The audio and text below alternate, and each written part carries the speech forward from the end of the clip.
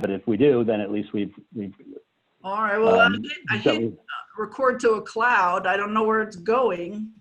And it actually said that it was Watching this in China. Yeah. I'm not really sure how I got to be the host, other than the fact that that's how my membership here is set. Okay, so. Yeah, something happened, and you know, because Jason was the host, and something happened, and he got booted off, and it just automatically made you host for whatever reason. So, well, so I'll tell you what, you can go on, and if you can record, go ahead, but you know, it makes a large file, so if you have a small hard drive on your computer, it's maybe best that you don't, because we don't want it to like then fill up your hard drive and then you're booted too.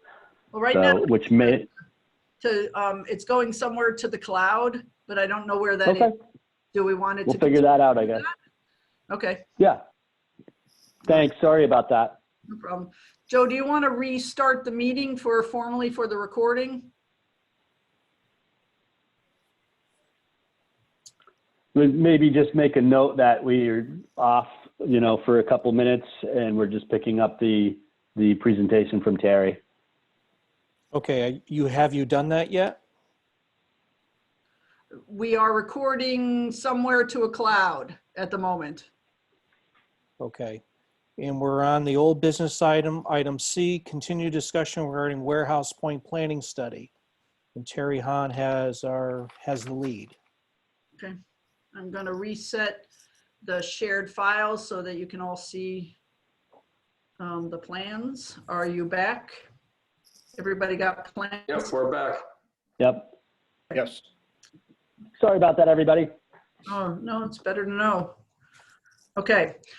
So this is now the proposed zoning map. So this is the one that starts to get real. The conversation that you previously had this evening starts to talk about, you know, how are we taking this master plan into an actual zoning map, and with the various different regulations that would be attached to it. The hope is that when we get done with this project, that the report will include a usable zoning map and at least a significant portion of draft zoning regulations to enable you to then enact the zoning map as described in this report. So we're trying to make it as real as possible, and you know, all of your input, and that so that you don't have that many more steps that you have to go through once this project finishes, and then it's in your hands to sort of follow through with this.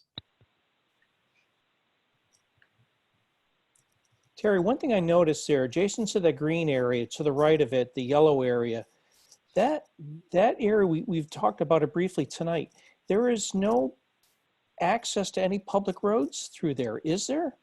Yes, it's actually not that the line that is between the pink line and the yellow line and the greenish yellow line, the celery line, the properties actually extend through that line. That it's not on a property line. Okay. Okay. No problem.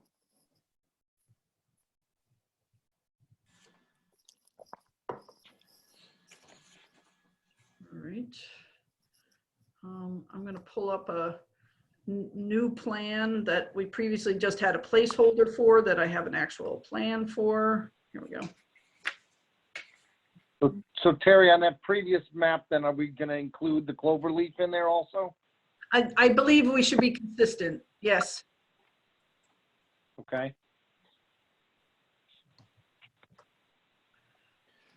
Richard Sullivan, on that clover leaf, do we actually even have jurisdiction as to what goes in there, or can we even put anything in there?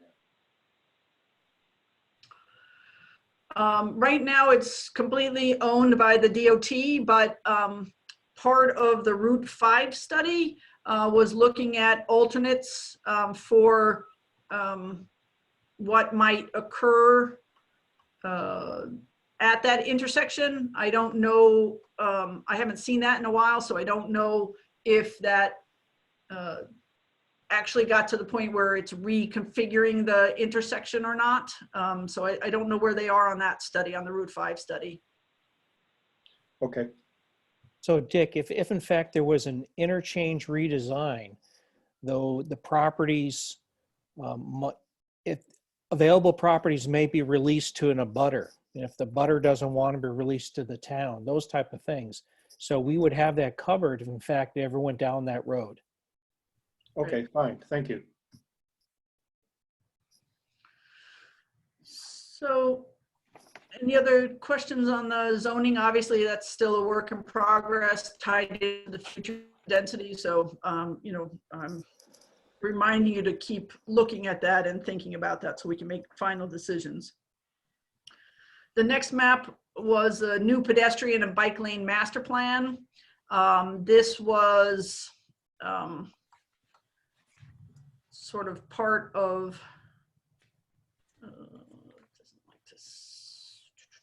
the ongoing discussion. The solid yellow lines are the existing sidewalk locations. You can see that they end on the west side of Main Street, but the ones on the east side continue out to the cul-de-sac.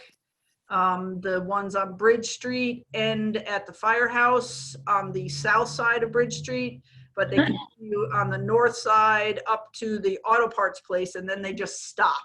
Okay. There is on Bridge Street, what we are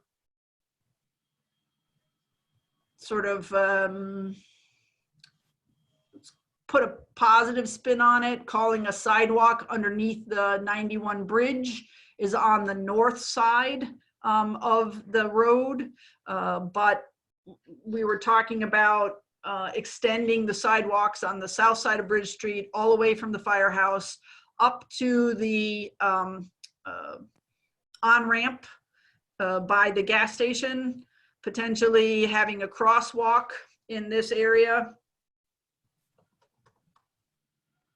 And doing some work maybe to clear that up so we get a little bit more room coming up on the north side of Bridge Street and then connecting into sidewalks and crosswalks up at Route 5. So that's based on our last conversation, that's kind of where we were talking. So I just wanted to make sure that I got that accurately. And then I'm gonna pan out again. We talked about bike lanes, can sort of come to the conclusion that we don't really have enough right-of-way available to put a legit dedicated bike lane with the appropriate widths and lane widths up Bridge Street from Water Street intersections up to Route 5. It gets a little tight, especially as you get towards just past Dean, heading towards Main Fish, and then again in front of that is the state property. So what I have right now is showing a dedicated bike lane on the bridge, which is part of a discussion that we'll have in a couple of minutes, and then splitting in both directions, north and south, up the water streets. Did I get it right? Jim Thurs, I say yes. The idea is to have people walk up to the casino, and obviously, like you said, it's not wide enough to have a bike lane going up that far. I have to admit, I hedged my bets a little bit. If you notice the words over in the right-hand corner, if for some reason we were actually got our complete wish list, the wish list would be to provide a dedicated bike lane along the north side from the bridge to Route 5. And if a bike lane is not possible, restripe, move curbs and sidewalks and establish a Sharrow lane on both sides of Bridge Street. And if that doesn't work, restripe and set it so that, again, it's on the north side of Bridge Street. So I'm throwing in a couple of contingencies here. You know, if something happens, I don't know, we're starting from scratch, then that's, you know, that's what we would like to see.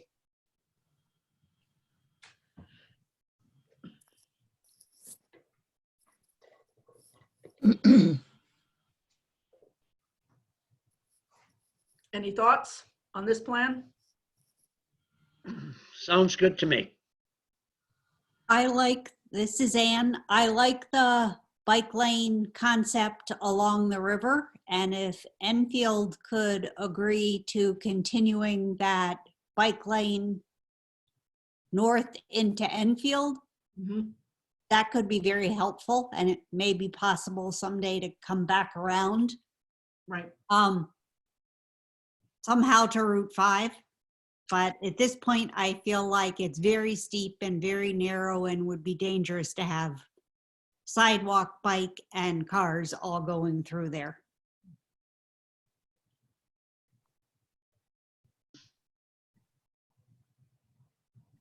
So any other changes to this map that you can think of?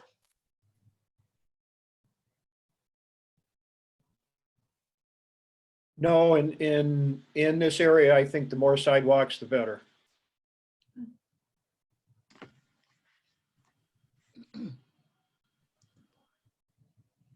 Okay.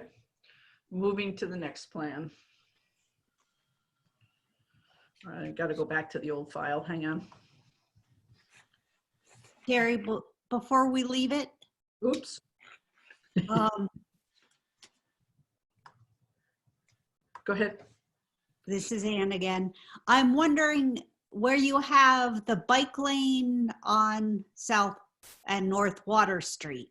Would it be wide enough to have sidewalk and bike lane both? Well, if, let's just put it this way, if there are no houses on the river side of the South Water Street and North Water Street, if there were no houses there, then you have plenty of room to expand the edge of the road. Right now, the road width is minimal. It's probably 21 or 22 feet wide. So the bike lane would need to, a dedicated bike lane would need to go in the area where there's currently driveways and a couple of houses that are located on the river side of Water Streets.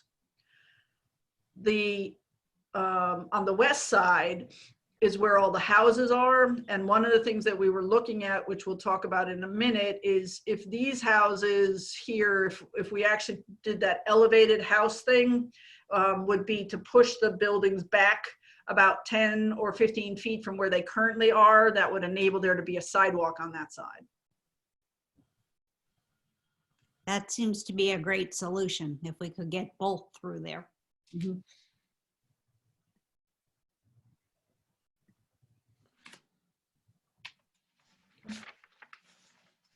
Anybody else on this plan? I have nothing. Second, I'll pull up the other ones.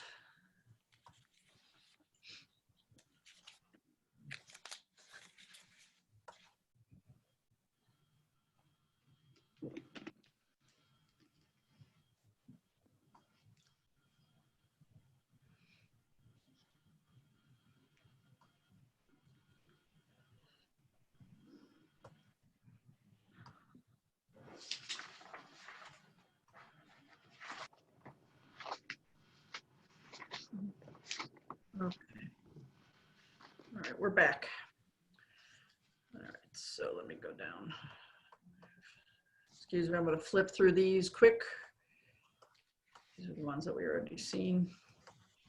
Okay, so now what we're doing is, now that we have real ideas, is to look at what the stormwater impact of this impervious surface is. The first plan shows the impervious surface based on the existing zoning.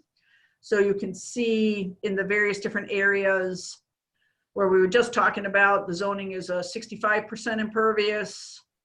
The B1 zones are 65% impervious. The area over where the sports dome is, those are 75% impervious. That's the existing allowed maximum impervious cover. So the stormwater model is looking at what would happen if you did if the existing zoning went in. So the next plan then shows what happens if you reduce the existing impervious cover. So let me step back for a minute. Anytime you talk about stormwater, the first thing everybody says is, well, let's take our existing impervious cover and reduce it, because logically it makes a certain amount of sense to say, I've already got a problem, let's reduce impervious cover, because we know that's tied into stormwater increase of rate. In this particular case, our conversations have been that we're trying not to burden the existing properties, owners, businesses here, and we are looking ultimately for additional growth. So as an exercise, we did go through and say, okay, what would happen if we reduced the impervious surface by 20%, the existing impervious surface? One of the things that you see is that over at the Geisler's Plaza, you would have a reduction in the peak rate of runoff of approximately 25% plus or minus in the 1 year storm. So a reduction of 20% impervious would get you a 25% decrease in the peak rate in the 1 year storm. It falls out really quickly though. So all of that you made people do, rip out their pavement, you know, you've disrupted their lives, you've disrupted their building, their businesses. In the 10-year storm and in the 100-year storm, the benefit is not there. So in the 10-year storm, even though you're reducing impervious cover by 20%, you're only getting a 10% reduction or an 11% reduction in peak rate. And then more importantly, the issue here is not so much about peak rate, but is really has to do with the elevation of the water at those 4, you know, locations that we talked about. And that ended up not being a significant number. So I just want to finalize what the actual number is before I unveil those numbers to you, but it ends up not being as significant as one would think. And anything over the 10-year storm, you're dealing with the backwater from the river rather than the runoff, because the runoff from in the 100-year storm from Warehouse Point will have already gone through the river and it's probably down at the ocean already. And now you're getting Vermont's water backing up into Warehouse Point. So that sort of automatic response of, okay, let's just reduce our existing impervious cover in this particular case is not, does not give us the benefits that we think that you would get. And more importantly, it is inconsistent with sort of the intent of the entire project, which is to find ways to increase development potential without causing more problems down the road.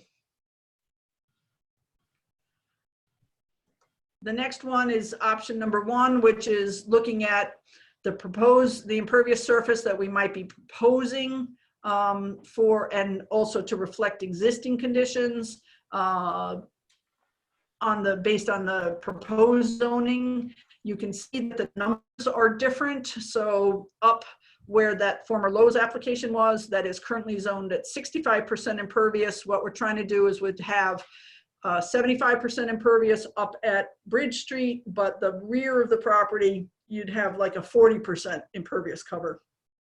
So it'll be bigger buildings, but there will be more open space. So we're looking at what the impact of these particular numbers have to do with, you know, for the stormwater. On Main Street and over in the Dean area, those are already, the existing condition is already at 60% impervious. So we just added a little bit extra, and same with Dean, which is at 35, I think, percent impervious cover. So we allowed for some additional impervious cover in that area. So it doesn't quite, the existing conditions didn't match the zoning. So this option number 1 enables us to match existing conditions and then sort of propose new ideas.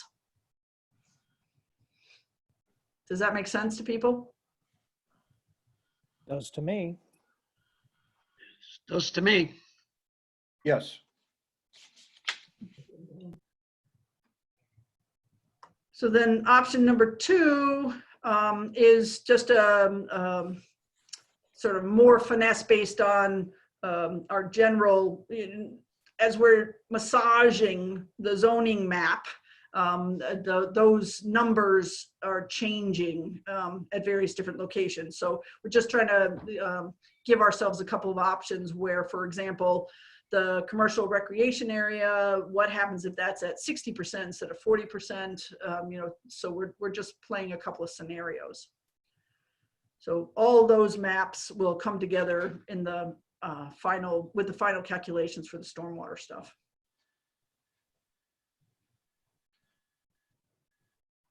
Any questions there? Not at this Nope. time, no. Nope. Okay. I'm fine. So then the next part of this is to try and get some images. So here we have page 16 of 28, which is the Bridge Street Bridge Phase 1 improvements. And in this particular picture, I want to thank Ruben for taking his artistic skills and helping us understand what everyone was talking about. One of the things that has come up in discussion with Windsor Locks is, what do we do now to make the bridge more attractive, to get people walking there now while we're waiting for all this development to occur? And I have, let's see if I can pull those up. I have a next generation image that I would like to share. Let's see, hang on.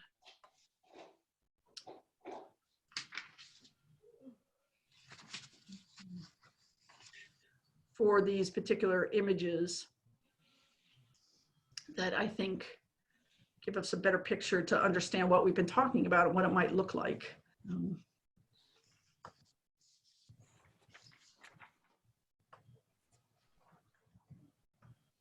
Oh, it's going to make me do it one at a time. Sorry. Okay.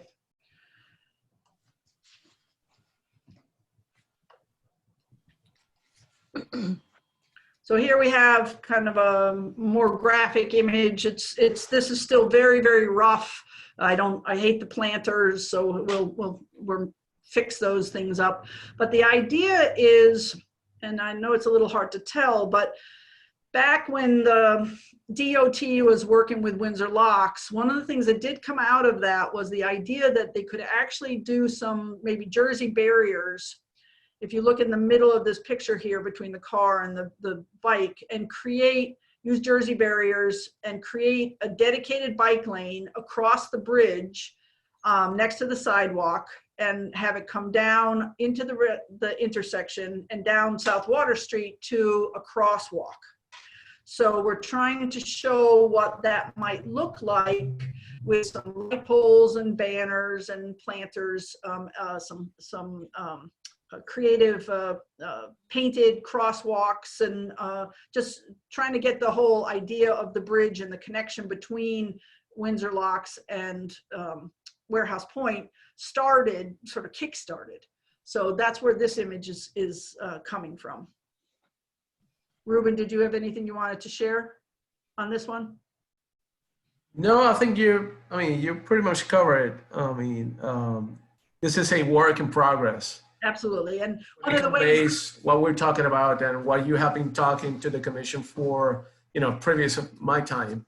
But like you and I have been discussing since we started working together, it's about providing, an outlet for people to be able to, come back and forth in a safe way, but also recognizing the multimodal opportunities that we need to be tapping onto. So. and one of the things that came out of the last meeting is, you see the guy on the bike here? That's what we don't want.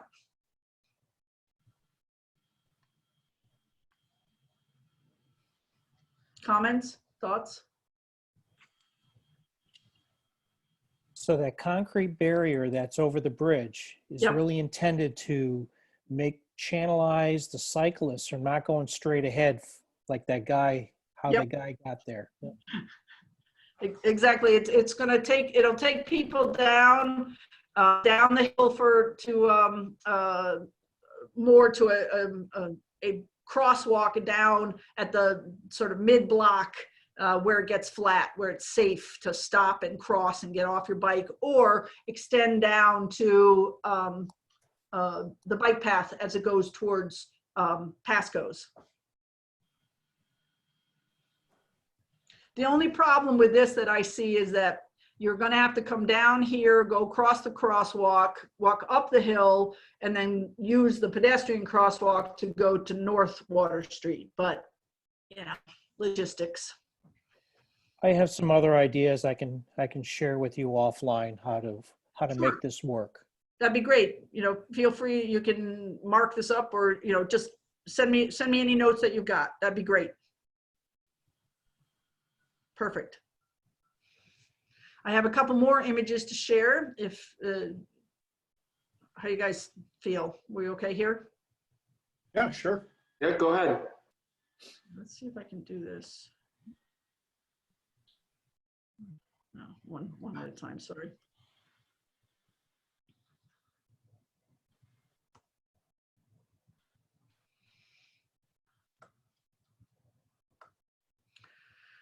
So we've been talking about the possibility of elevating the buildings on South Water Street.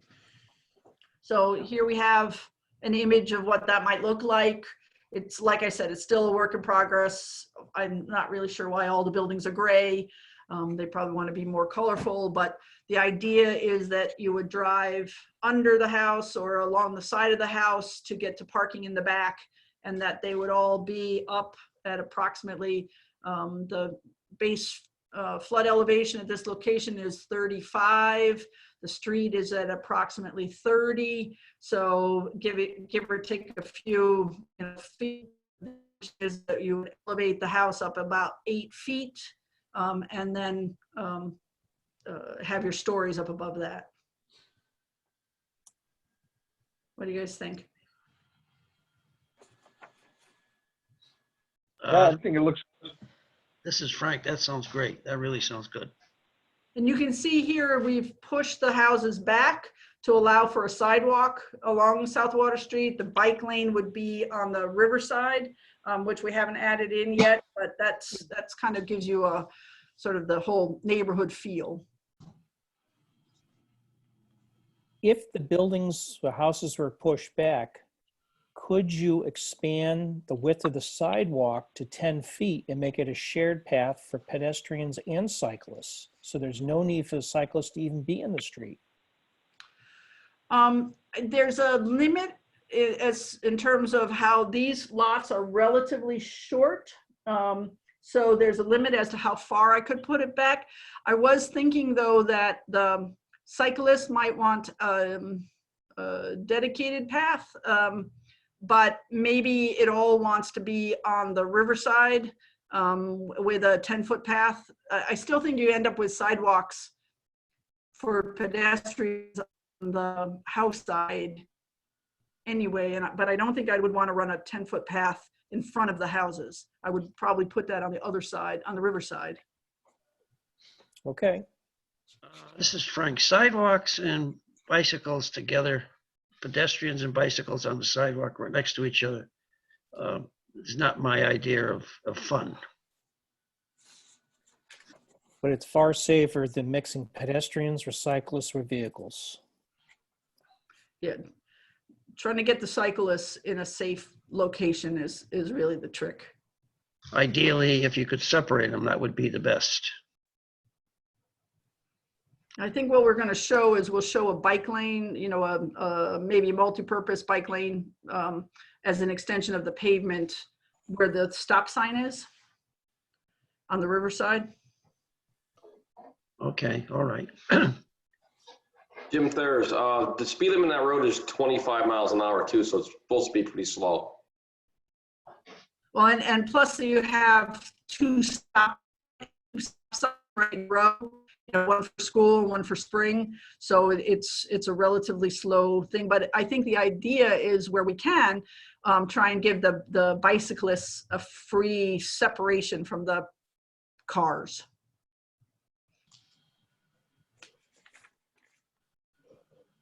What do you guys think of the architecture? Are we okay? Are we close? I like the architecture. This is Frank.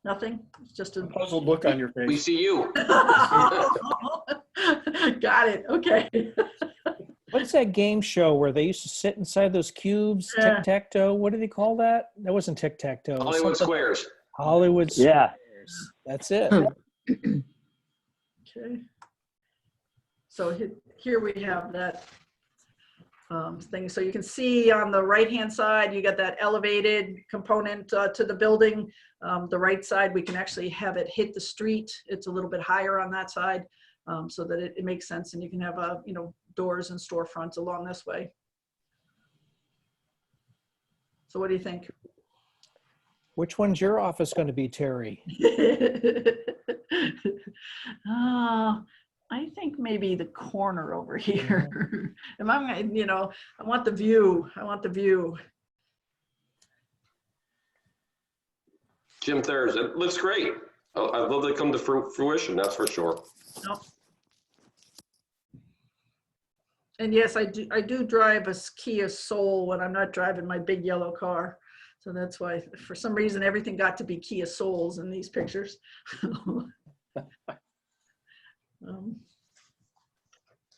Now, on the left side of the road, you say it's mixed use. Would there be an opportunity for restaurants on the bottom floor Absolutely. as well? Sure. And would there be an opportunity to have outside dining here? Yep. It could happen because basically this whole side, this left-hand side right now, if you recall from the first picture, there's a sidewalk, there's curb and a sidewalk, and then there's a guide rail because it drops about 10 feet down. So all of this is lifted up. The whole building is lifted up. It's actually sitting on stilts, and you can put parking underneath. Because one of the things that came out of the last discussion is nobody wanted to see on-street parking on Bridge Street. Right. So this is, it could easily be set up. I think we have this set up as a minimum of 25 feet or so back. You need a little bit of room, to have, you could do a limited outdoor dining in a 20-foot sidewalk. But if you want to do real outdoor dining, you need like a 30-foot sidewalk because, the first 20 feet of it are going to be occupied. So it's just a question of setting the building back to encourage or give the opportunity of outdoor dining. On the other hand, you don't want to send the building back too far because then you're giving up square footage. So we thought this was a reasonable compromise for the moment.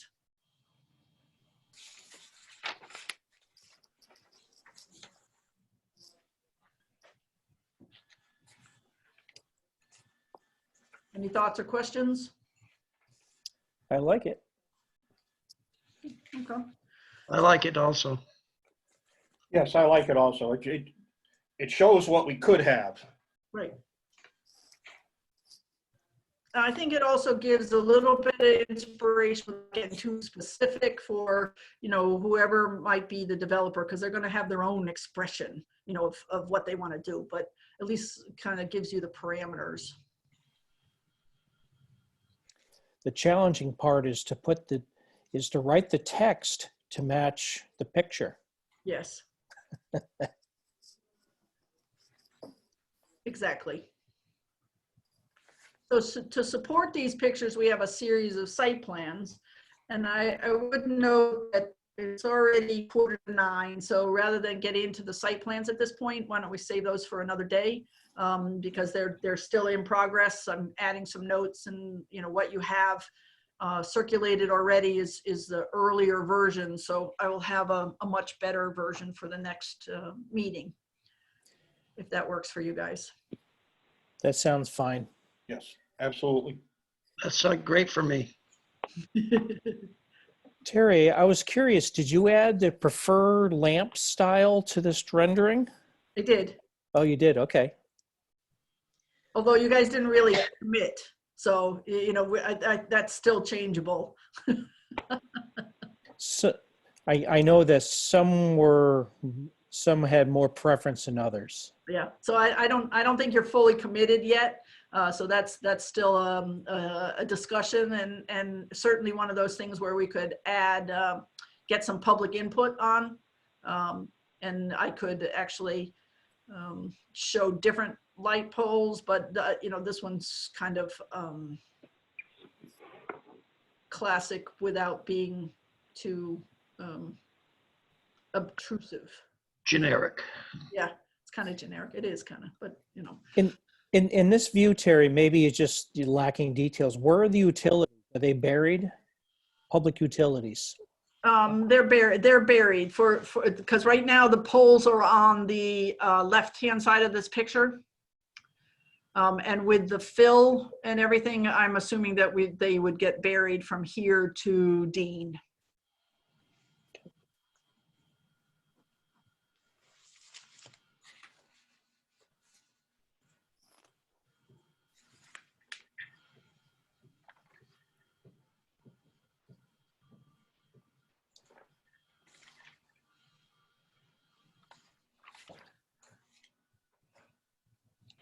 Anything else, guys? Terry, at some point you were planning to make a presentation to the Board of Selectmen. Yes. Is it, have you reached a point where that's still a work in progress? It could happen anytime at this point.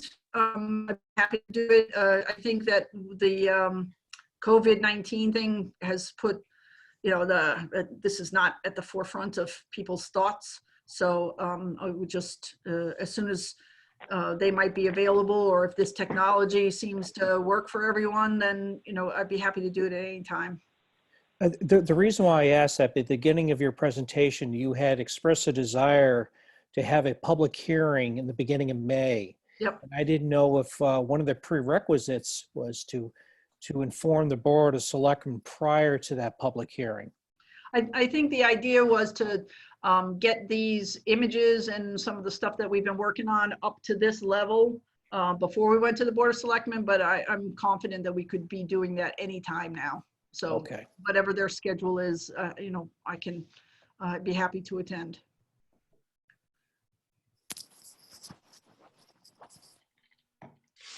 Does anybody else have anything else for Terry?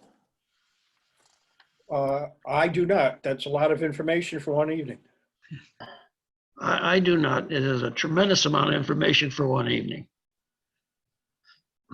I am good. Thank you, Terry. Well done as usual. Well, Absolutely. I also wanted you guys to sort of see how the whole package is coming together, how everything is interrelated, and so you can sort of see where we're going to end up. And because we're getting close to having all of the pieces in place. So you can get a preview of how the whole big picture works. Okay, Ruben, do you have any final thoughts? Terry has been a wonderful partner in all this. And, we're so comfortable working with each other. We're just so much willing to take this to home plate, so to speak. And beyond, we're getting people to develop and, realizing the full potential of the area. So thanks, Terry. So in baseball terms, we're rounding third base, heading home? Yeah. Close. Okay, very good. If I may here, is there, would it even be feasible to expand some of these pictures and maybe in the stores or whatnot at Warehouse Point, the Geysers at the drugstore or the library or whatnot, put up a series of these pictures expanded just to shake people up a little bit and say, well, wait a minute, we could do this? In terms of expanded, you mean like blown up in size? Yes. Okay, because when you say expanded, I mean, I think that the scope is getting bigger. So just, No. I can, God forbid. You're seeing dollar signs. we're kind of getting to the end here. But I can print them large and large and long so that we can put them on some boards and do whatever we need to do. Yep. We can post it on the website too. So, Yep. Yeah, just to make people think a little bit. Okay. Thank you, Terry. All right. Thank you. Have a good night. Guys, I'm gonna Hey, Terry. stop Yeah, the hold share on. and- Oh, sorry. Sorry. So, yeah, you're recording, so I don't know Joe, how long is your rest of your meeting gonna take at this point in time? With any luck, 30 seconds. Would you mind hanging out, Terry? I'd be happy to, no problem. Okay. I'm just gonna close out my computer. Okay. The next Thanks, you Port guys. of order is some correspondence we got from the Connecticut Federation of Planning and Zoning Officials. Right, that's the letter saying that they're, basically canceling the conference. I don't have the letter with me right now. Well, actually, it's not canceling, but they postponed it to the end. Right. Yeah, and I suspect that's probably going to get pushed out a little bit too. I think so too, yeah, Okay, so just make everyone aware that it's not this Thursday. correct, They said in the letter it was moved to April 30th, which correct. probably won't be anyways. Yeah, We're optimistic. Yeah. And the only other thing we have in the business meeting we haven't covered is signing of Mylars. And Ruben, I got the Mylars to Connecticut Water Company, the motion. and I okay, mailed it to Dick. Dick, have you got that in the mail yet? Yes, I got it today, and Okay. I can either, there is no Dropbox at the town hall, huh? so you could sign it and there's at the front entrance of the building, there's a mailbox. You could drop it there. Okay. Make it, That way you'll get it sooner than me sending it to the post office. right. I've had good luck by just parking in the back door and calling them and saying I'm here, and they'll come to the back door and pick it up. Yeah, but it's kind of difficult right now, I'll put it in the Dropbox tomorrow morning. Yeah, I appreciate it. All right. Are there any final comments before we adjourn for tonight? I'm all set. That's Oh, all. sir. You guys been wonderful. This worked out greatly. I mean, the whole recording thing, that's something that needs to be addressed by the techie people, but it's the first one. I think just went super nicely. So congratulations, you guys. No, thank you. Thank you. Thank you. I agree. Thank you very much. And with Yeah, you guys that, did great. is there a motion to adjourn? I will make a motion to adjourn. Motion by Mr. Sullivan. Is there a second? Second. Mike, all in favor? Aye. Aye. Good night, everyone. Stay well. Good night, guys. See you next time. Thank you. Appreciate it. Long way Thanks, home. Terry, again. Stay safe. See you guys. Thank you. I'm Good night. gonna hit the stop record. I don't know what that's gonna do, but that's what I'll do.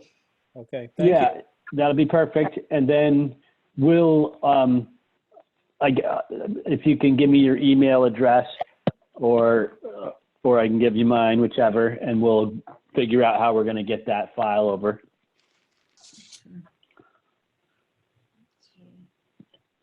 Said I stopped. Okay, yes, I was.